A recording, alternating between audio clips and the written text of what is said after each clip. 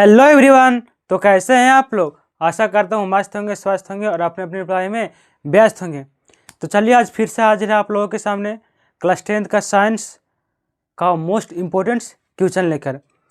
पिछला बार हम लोग पढ़े थे सोशल साइंस यानी SST सामाजिक विज्ञान का मोस्ट इम्पोर्टेंट क्वेश्चन। अगर आप उसे नहीं देखे हैं अभी तक तो जाकर उस वीडियो को पहले देख ले। तो चलिए आज स्टार्ट करते हैं साइंस का मोस्ट इम्पोर्टेंट क्वेश्चन।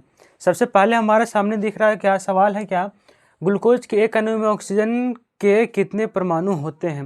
बताइए, ग्लूकोज के जो है एक अणु में परमाणु की संख्या कितनी होती है? तो ये सवाल जानने के लिए सबसे पहले हमको ये जानना पड़ेगा कि ग्लूकोज का फार्मूला होता क्या है, क्योंकि ग्लूकोज का फार्मूला याद रहेगा तब ना उसका हमें परमाणु की संख्या निकालेंगे, है ना। तो ग्लूकोज का फार्मूला होता है क्या? C6H12O6, है ना। इसमें हमसे क्या पूछा जा रहा है बताइए? हमसे पूछा जा रहा है क्या कि ऑक्सीजन की परमाणु की संख्या, है ना। ऑक्सीजन की परमाणु की संख्या देखिए, ऑक्सीजन इसमें क्या को दिख रहा है? ऑक्सीजन 6 गो परमाणु की संख्या है ना। क्या गो है? 6 गो। तो हमारे सही आंसर, करेक्ट आंसर क्या हो जाएगा? C6 हो जाएगा, जो कि हमको कहाँ दिख रहा है? ऑप्शन नंबर बी में दिख रहा है। तो ऑप्शन नंबर बी हमारा क्या हो जाएगा? सही उत्तर हो जाएगा, है ना। अब यहाँ पे एक कन्फ्यूजन वाली बात ये आता है ना कि कभी कभी एक ग्लूकोज का पूछ देता है, एक चीनी का पूछ देता है ना। जबकि चीनी का फॉर्मूला ऐसे ही होता है C12H22O11। अब इसमें बहुत सारे बच्चों को कन्फ्यूजन हो जाता है कि कौन चीनी का फार्मूला है, कौन ग्लूकोज का फार्मूला है ना। तो देखिए सिंपल सी बात याद रखिए, जैसे मान लिया अगर कोई चीनी का फार्मूला पूछेगा, किसका पूछेगा? चीनी का। तब बताइए आजकल जो हम देहात में चीनी कैसे मिलता है? मैक्सिमम जगह, हर एक जगह पर चीनी का जो रेट है, अगर आप 250 ग्राम लीजिएगा तो 12 रुपये पड़ेगा, है ना। मैक्सिमम कभी 1 आध रुपये आगे पीछे हो सकता है।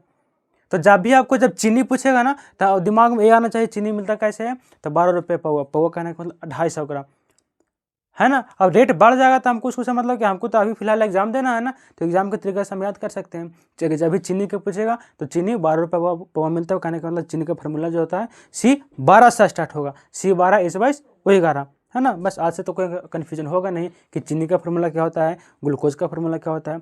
चीनी का पूछेगा तो C12 से स्टार्ट होगा, जबकि ग्लूकोज का पूछेगा तो इसका C6 से स्टार्ट होगा, है ना। तो हमसे पूछ रहा था ऑक्सीजन की परमाणु की संख्या, तो कितना हो जाएगा?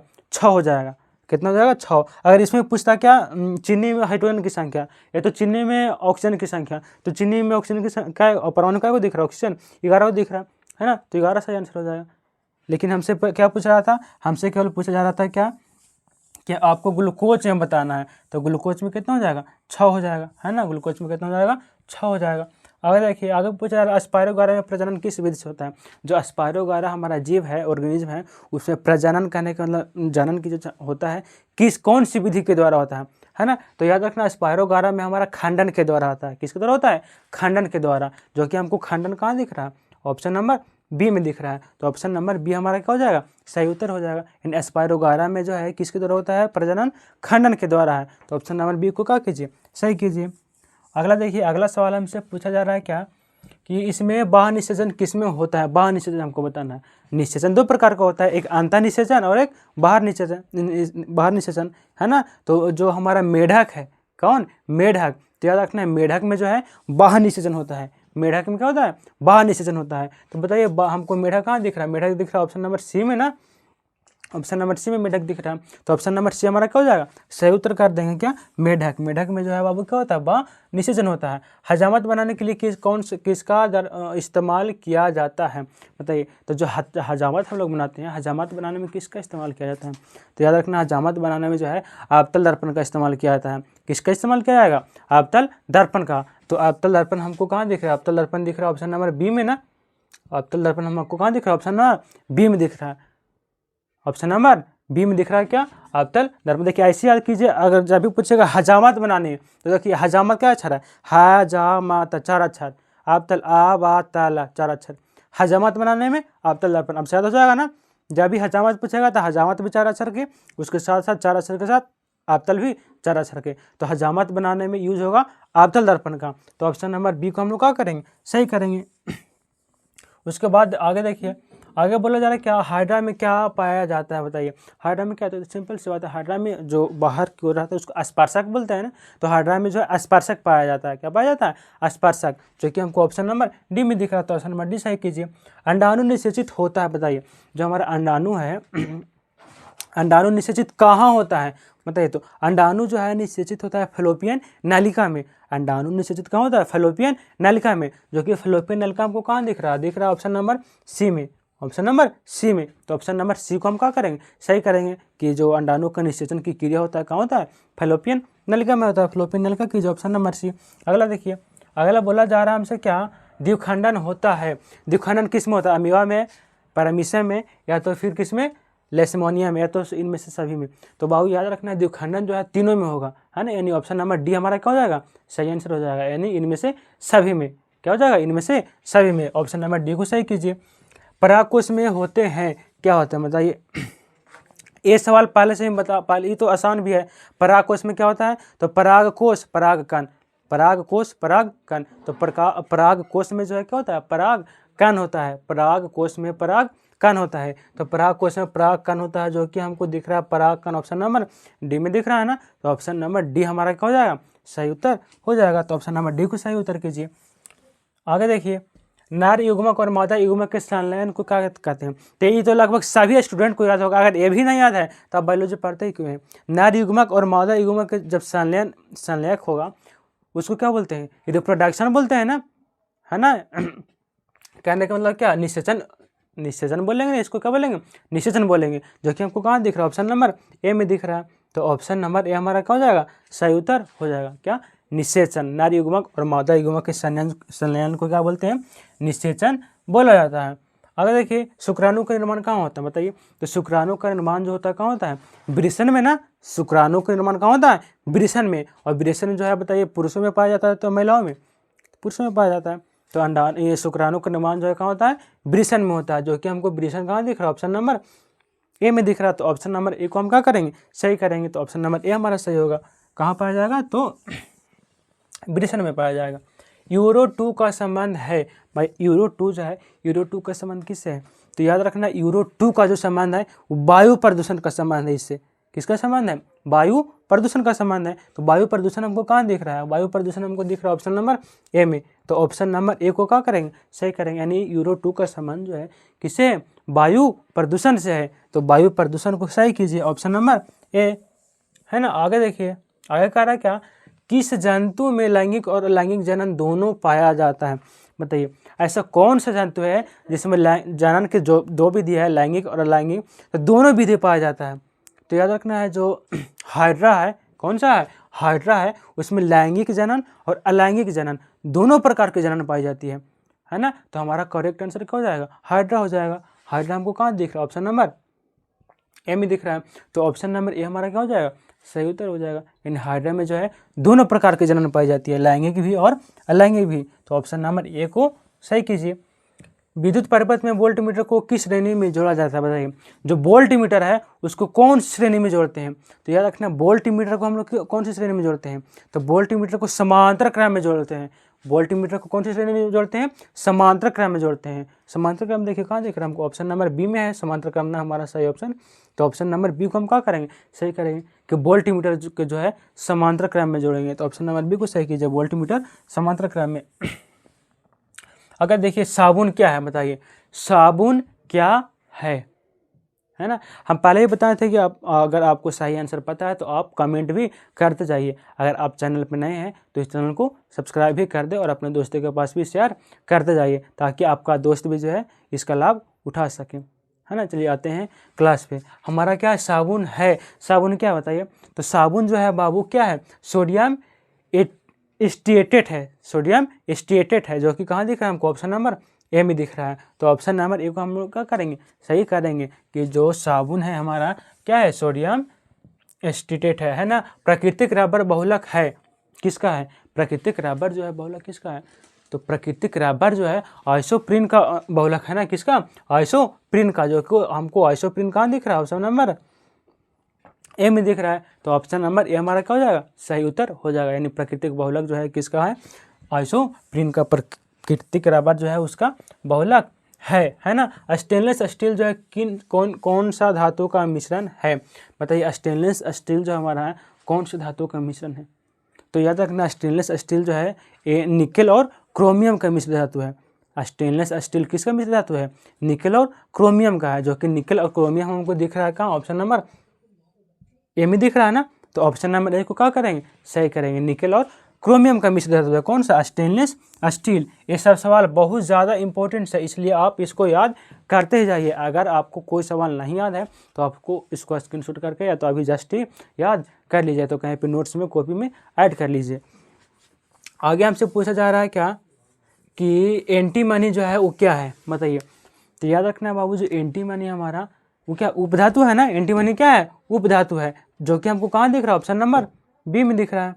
तो उपधातु हमारा क्या हो जाएगा, सही आंसर हो जाएगा। एंटी मनी क्या है, उपधातु है। एंटी मनी का संबंध उपधातु से है, तो एंटी मनी उपधातु ही है ना। अधातु के ऑक्साइड क्या होते हैं, देखिए ये सवाल 1 नंबर तो पक्का यहाँ से आएगा ही आएगा।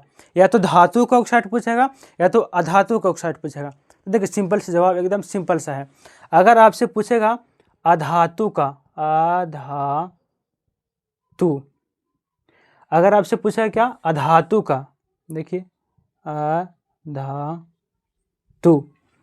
अगर जब भी आपको अधातु का पूछेगा तो अधातु का स्टार्ट कहाँ से हो रहा है, आ से ना। अधातु का स्टार्ट आ से, तो जब भी आपको अधातु का ऑक्साइड पूछे तो अम्लीय हो जाएगा। आ से अधातु, आ से अम्लीय, आ से धातु, आ से अम्लीय, कितना आसान है। अगर अधातु का पूछेगा तो अम्लीय हो जाएगा। अधातु का पूछेगा अम्लीय, अगर धातु का पूछेगा तो क्षारीय हो जाएगा। एक ऑपोजिट कर दीजिए, दुएगो ना, एक धातु है तो अधातु है। तो जब अधातु का अम्लीय हो जाएगा तो धातु का क्या हो जाएगा, क्षारीय हो जाएगा। तो धातु को ऑक्साइड हमसे पूछ रहा था क्या हो जाएगा, अधातु आशा स्टार्ट हो रहा है तो अम्लीय हो जाएगा। अम्लीय देखिए हमको दिख रहा है ऑप्शन नंबर बी में, है ना। कहाँ दिख रहा है, ऑप्शन नंबर बी में। तो ऑप्शन नंबर बी को हम क्या करेंगे, सही करेंगे। यानी अधातु के ऑक्साइड को जो है क्या बोलेंगे, अम्लीय बोल देंगे। वही अगर आपसे धातु का पूछता तो धातु के ऑक्साइड को हम लोग क्या बोल देते हैं, क्षारीय बोल देते है ना। अम्ल का पीएच मान क्या होता है बताइए। तो पीएच स्केल जो है कहाँ से कहाँ तक होता है, 14 तक होता है ना। पीएच स्केल जो कहाँ तक होता है, 14 तक होता है। उसको दो भाग में विभाजित कर दीजिए, 1 से 7 तक, 7 से 14 तक। तो याद रखना जो 7 से नीचे आएगा तो 7 से नीचे वाला को बोलते हैं अम्लीय, ये तो अम्ल बोलेंगे। जिसका पीएच मान 7 से नीचे रहेगा उसको अम्ल बोलेंगे, और 7 से ज़्यादा रहेगा तब क्षार बोलेंगे, है ना। 7 से नीचे अम्ल, 7 से ज़्यादा क्षार। तो हमसे क्या पूछ रहा है कि अम्ल का बताइए, अम्ल का पीएच मान कितना होता है। तो अम्ल का पीएच मान क्या होगा, तो 7 से कम होगा, क्योंकि 7 से ज़्यादा वाला को तो क्षार बोलता है ना। तो 7 से कम हो रहा था उसको अम्ल बोलेंगे, है ना। तो हमसे पूछ रहा है अम्ल का पीएच मान क्या होता है। तो क्या होता है, अम्ल का पीएच मान जो है 7 से कम होता है। तो 7 से कम हमको कहाँ दिख रहा है, 7 से कम ऑप्शन नंबर ए में दिख रहा है ना। तो ऑप्शन नंबर ए को क्या करेंगे, सही करेंगे कि अम्ल का पीएच मान जो है 7 से कम होता है। तो 7 से कम को सही कीजिए।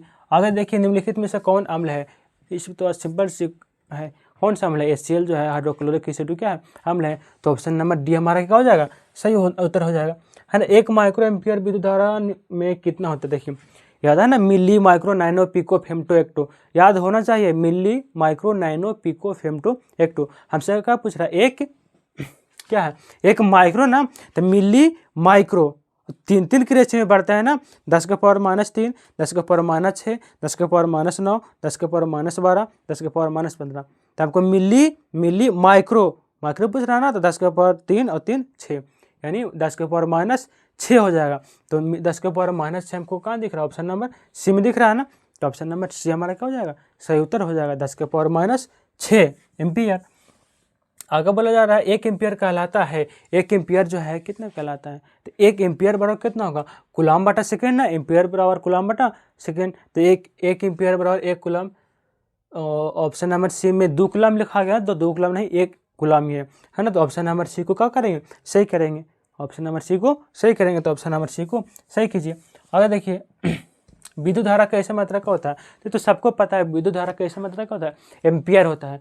विद्युत धारा कैसे मात्रक, एम्पियर होता है। तो विद्युत धारा कैसे मात्रक एम्पियर हमको दिख रहा है ऑप्शन नंबर बी में। तो ऑप्शन नंबर बी को क्या करेंगे, सही करेंगे कि विद्युत धारा का जो है ऐसे मात्रा का होता है, एम्पियर होता है। आगे देखिए इलेक्ट्रॉन पर कितना आवेश होता है, इलेक्ट्रॉन पर आवेश कितना चार्ज होता है, तो सबको पता है 8 क्लास से पढ़ता रहे, 1.6 × 10⁻⁻19, 1.6 × 10⁻⁻19 19। तो देखिए 1.6 इंटू 10⁻⁻19 हमको दिख रहा है ऑप्शन नंबर ए में, है ना। तो ऑप्शन नंबर ए को क्या करेंगे, सही करेंगे। ऑप्शन नंबर ए को सही कीजिए।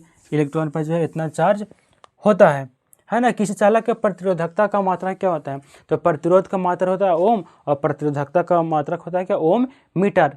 प्रतिरोधकता ओम मीटर। तो हमसे प्रतिरोधकता पूछा जा रहा है तो ओम मीटर हमको दिख रहा है ऑप्शन नंबर बी में। तो ऑप्शन नंबर बी को क्या करेंगे, सही करेंगे। ऑप्शन नंबर बी को सही कीजिए, ओम मीटर।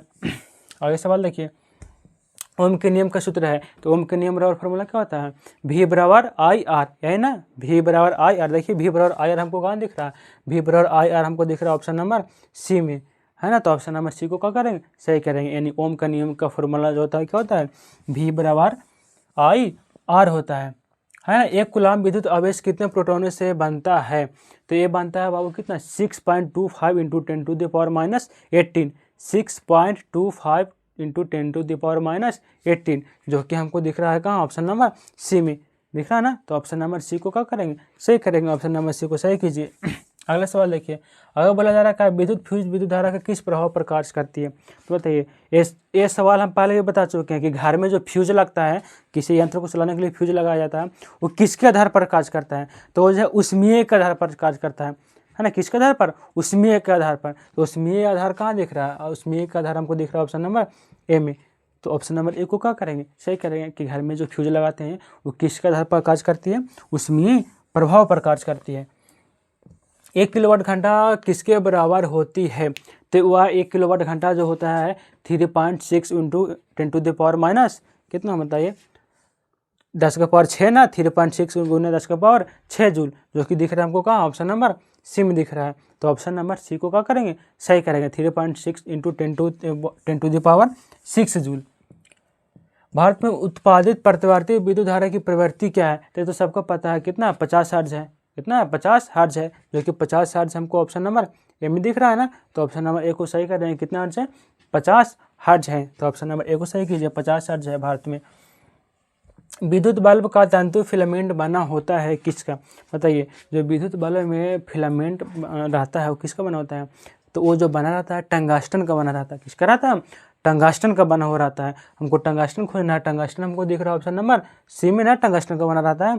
तो ऑप्शन नंबर सी को क्या करेंगे, सही करेंगे। किसका बना होता है, टंगस्टन का बना होता है। टंगस्टन को सही कीजिए।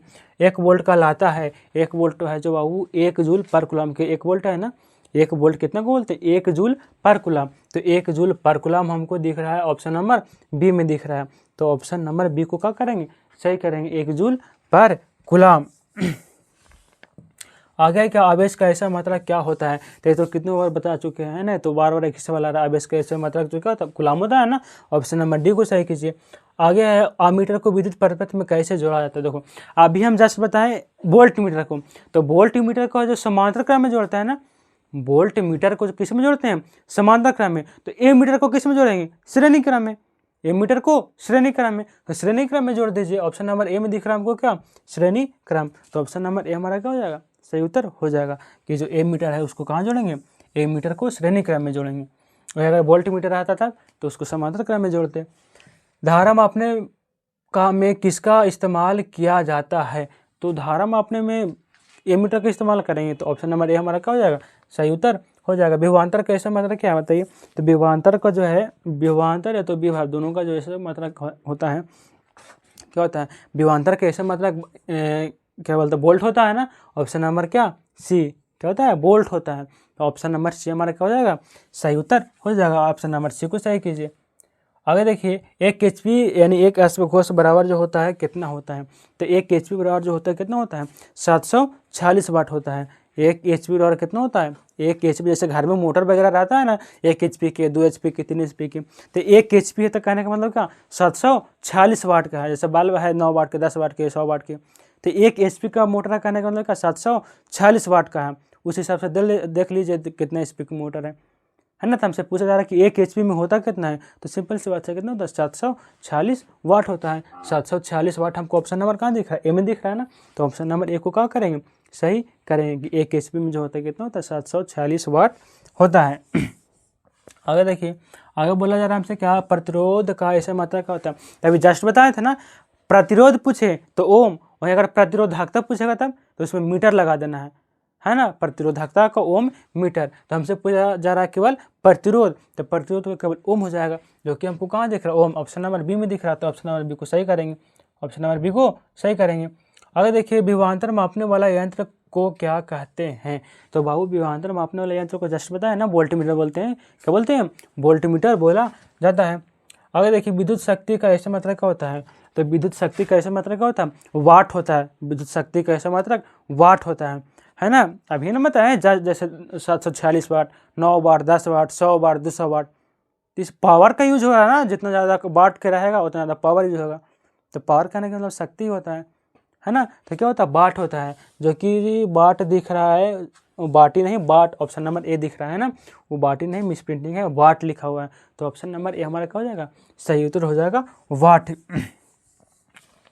आगे देखिए, निम्न से कौन से बौने पौधे को दर्शाते हैं, बौना पौधे को कहाँ दर्शाएगा। देखिए सीधी सी बात समझ लीजिए, जहाँ भी बड़का टी दिखेगा वो पेड़ बड़ा बनेगा, जहाँ भी बड़का टी दिखेगा वो पेड़ बना बनेगा। ऑप्शन के हिसाब से देखिए, सबसे पहला में क्या है, बड़का टी छोटका टी, एक वही बड़का टी आ गया तो पौधा बड़ा बन जाएगा। हमसे पूछा जा रहा है क्या, बौना पौधा, बौना पौधा का मतलब छोटा पौधा कौन बनेगा, ये गलत नहीं बनेगा। बी में देखा जा रहा है क्या, स्मॉल टी कैपिटल टी, इसमें भी एक बड़का टी आ गया। अब बड़का टी आ गया तो क्या होगा, पेड़ बड़ा ही बनेगा। ऐसे सिंपल से समझ लीजिएगा। मान लीजिए एक बड़ा आदमी है, एक छोटा आदमी है, तो बड़ा आदमी हमेशा छोटा हुआ करेगा, विलय कर देगा, खत्म ही कर देगा ना, उसको हटा देगा, है ना। तो बड़ा पेड़ और छोटा पेड़ दोनों का जब किया जाएगा तो क्या होगा, बड़ा पेड़ छोटा वाला को हटा देगा, अपना स्वरूप दिखा देगा, अपना अधिकार दिखा देगा, है ना। ऑप्शन नंबर सी में क्या कह रहा है, कैपिटल सॉरी स्मॉल टी, ये ठीक है, दोनों छोटा छोटा है। अब दोनों छोटा है, छोटा पेड़ भी पौधा भी बनेगा, है ना। लेकिन ऑप्शन नंबर डी में बोल रहा है कैपिटल टी, दोनों टी है तो पेड़ भी कैपिटल ही बनेगा। हमसे पूछा जा रहा है क्या, बौना पौधा ना, तो दोनों स्मॉल टी कहाँ दिख रहा है, ऑप्शन नंबर सी में दिख रहा है। तो ऑप्शन नंबर सी हमारा क्या हो जाएगा, सही उत्तर हो जाएगा। हमको देखना केवल ये है, अगर एक को भी बीच में बड़ा का टी दिख गया तो पेड़ बड़ा ही बनेगा, क्योंकि ये बड़ा आदमी छोटा वाला को नगा नहीं कर देगा। तो एक को ही अगर बड़ा दिख जाएगा तो पेड़ बड़ा ही बनेगा, है ना। अगर देखिए आगे हमसे बोला जा रहा है क्या, पुष्प का कौन सा भाग परागन बनता है, तो ये जो है पुंकेसर बनता है ना, क्या बनता है, पुंकेसर। तो ऑप्शन नंबर सी हमारा क्या हो जाएगा, सही उत्तर हो जाएगा क्या, पुंकेसर। ऑप्शन नंबर सी को कीजिए, पुंकेसर।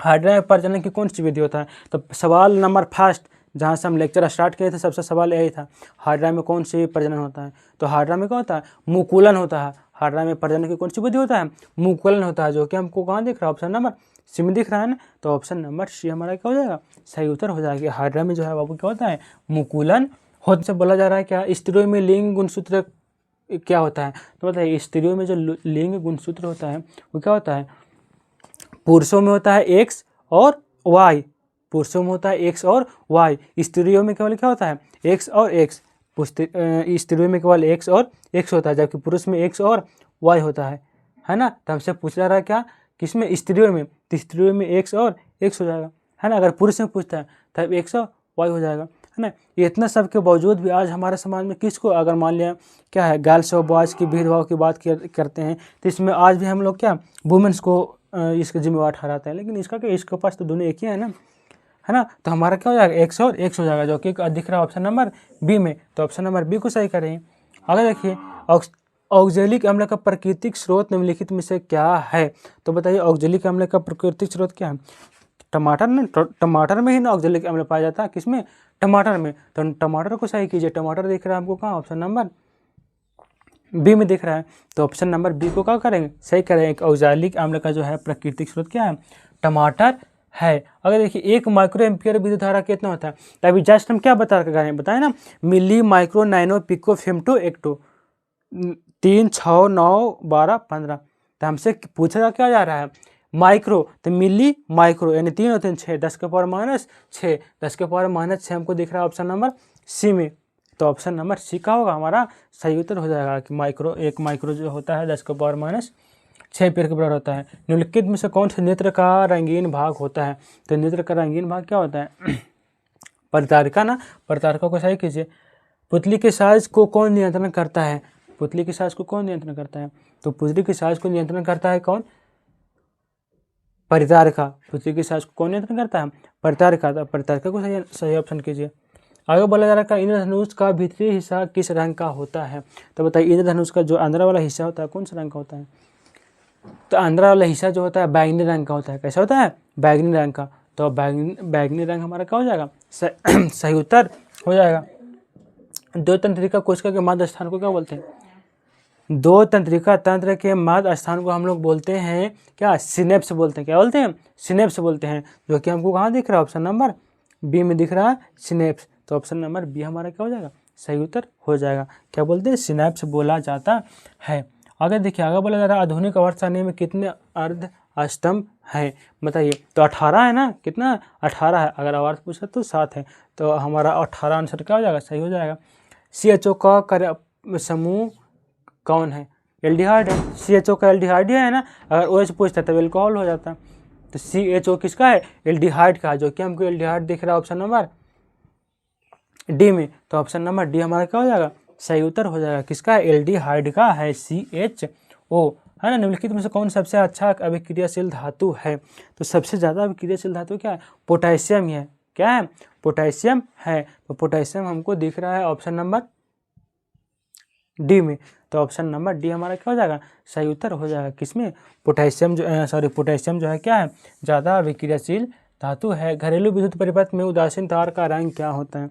बताइए, घर में जो तार लगाते हैं उसमें हमको न्यूट्रल तार देना है ना। तो न्यूट्रल तार के लिए कैसे तार होना चाहिए, तो न्यूट्रल तार के लिए तार का रंग जो है कैसे होना चाहिए, ब्लैक होना चाहिए। कैसा होना चाहिए, ब्लैक होना चाहिए, यानी काला होना चाहिए। तो हमारा काला क्या हो जाएगा, ऑप्शन नंबर सी सही हो जाएगा। लेकिन आजकल हम लोग क्या करते हैं, तार नहीं मिल रहा, कैसे तार मिलेगा तो उसको लगा देते हैं। लेकिन न्यूट्रल तार को जोड़ने के लिए हमको ब्लैक तार ही चाहिए, ताकि जब बाहर से इंजीनियर आए तो समझ पाए कि लाल तार किसका है, हरा तार किसका है, काला तार किसका है ना। अगर सब लाल तार जोड़ देंगे तो समझ में नहीं आएगा किस कौन लाल तार है, कौन गर्म, कौन ठंडा, कौन उदासीन, कौन न्यूट्रल है ना। तो इसलिए बताया जाता है कि जो उदासीन के लिए लगाया जाता है, उदासीन में किसका लगाया जाता है, ब्लैक तार, ब्लैक बार का यूज किया जाता है, ब्लैक काला तार का इस्तेमाल किया जाता है। तो काला मारिए। बेंजीन का अनुभार कितना होता है। तो बेंजीन का जो होता है कितना होता है, बेंजीन फार्मूला याद है ना, C6H6 C6H6। तो इसको क्या कीजिए, फार्मूला इस पर जो इसका कार्बन को 6 से गुना करके इसका परमाणु भार रख दीजिए, हाइड्रोजन का परमाणु भार रख दीजिए, है ना। इसका कमेंट आंसर में बता दीजिएगा। अगर देखिए, आगे बोला जा रहा है कि निम्नलिखित में से कौन सा बुझा हुआ चूना है। तो बुझा हुआ चूना क्या होता है, CaCO3 ना होता है। बुझा हुआ चूना को क्या बोलते हैं, CaCO3। तो CaCO3 हमको दिख रहा है ऑप्शन नंबर सी में। तो ऑप्शन नंबर सी को क्या करेंगे, सही करेंगे। तो ऑप्शन नंबर सी को क्या कीजिए, सही कीजिए, CaCO3। नरौरा नवकीय विद्युत संयंत्र किस राज्य में है। नरौरा कहाँ है, उत्तर प्रदेश में। नरौरा जो है कहाँ है, उत्तर प्रदेश, यूपी में है। तो उत्तर प्रदेश हमको ऑप्शन नंबर सी में दिख रहा है ना। तो ऑप्शन नंबर सी को क्या करेंगे, सही करेंगे कि नरौरा जो है कहाँ है, उत्तर प्रदेश में है। एक साधारण प्रिज्म कितनी सतहों से घिरा होता है। जो साधारण प्रिज्म होता है कितनी सतह से घिरा होता है। तो याद रखना है, प्रिज्म जो है 5 सतह से घिरा होता है। प्रिज्म 5 से प्रिज्म 5 से 5। तो प्रिज्म जो है 5 सतह से घिरा होता है। कितना, 5 सतह से, जो कि हमको दिख रहा है ऑप्शन नंबर सी में दिख रहा है 5 सतह। तो ऑप्शन नंबर सी हमारा क्या हो जाएगा, सही उत्तर हो जाएगा। 5 सतह से क्या होता है, प्रिज्म घिरा होता है। पानी से भारी बाल्टी ग्राही कम दिखती है, इसका मेन कारण क्या है। तो इसका मेन कारण क्या है, पूर्ण आंतरिक परिवर्तन है ना।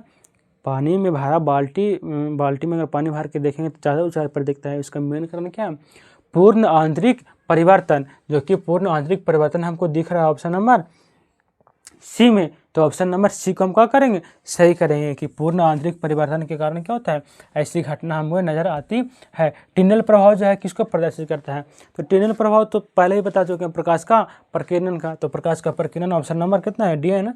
तो डी हमारा क्या हो जाएगा, सही उत्तर हो जाएगा। तरंगदैर्घ्य को सामान्यतः व्यक्त किया जाता है किसमें। तो याद रखना, तरंगदैर्घ्य को व्यक्त किया करते हैं किसको में, एंगास्ट्रम में। किसमें, एंगास्ट्रम में तरंगदैर्घ्य को डिनोट करते हैं एंगास्ट्रम में, जो कि एंगास्ट्रम हमको दिख रहा है ऑप्शन नंबर डी में। तो ऑप्शन नंबर डी को क्या करेंगे, सही उत्तर करेंगे कि तरंगदैर्घ्य जो है उसको एंगास्ट्रम में किया जाता है। दीर्घ दृष्टि दोष का उपचार किस लेंस के द्वारा किया जाता है। दीर्घ मतलब दूरदृष्टि दोष, दीर्घ मतलब दूरदृष्टि दोष। तो दूरदृष्टि दोष का जो इस्तेमाल किया जाता है किसके हिसाब से किया जाता है, दूरदृष्टि दोष द्विअक्षर के है। याद रखना, सिंपल सी बात, 2 के 3।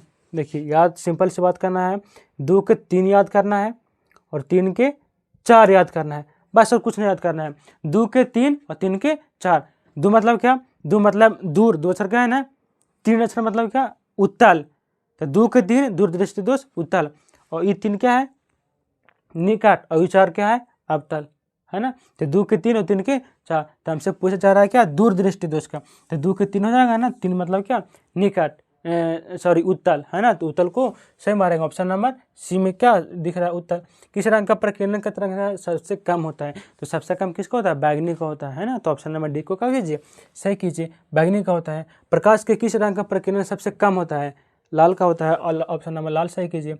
आकाश का रंग नीला होने का मेन कारण क्या है, तो आकाश का रंग नीला होने का मेन कारण क्या, प्रकाश का प्रकीर्णन है। प्रकाश का प्रकीर्णन के कारण ही कैसा होता है, नीला होता है। अंतरिक्ष यात्री को आकाश कैसे दिखाई देता है, ये तो पिछले लेक्चर में बताए थे। अंतरिक्ष यात्री को आकाश जो है काला दिखाई देता है ना। चलिए देखते हैं लास्ट सवाल। आज का लास्ट सवाल पूछा जा रहा है हमसे क्या, कि स्पेक्ट्रम में किस रंग का किरण का झुकाव अधिक होता है। तो ये तो पहले भी सवाल रिपीटेड है ना, पहले बता चुके हैं। किसका, बैगनी रंग का जो है ज़्यादा झुकाव होता है स्पेक्ट्रम में, है ना। तो आज के लिए बस इतना ही, मिलते हैं आपसे अगले वीडियो में। Thank you.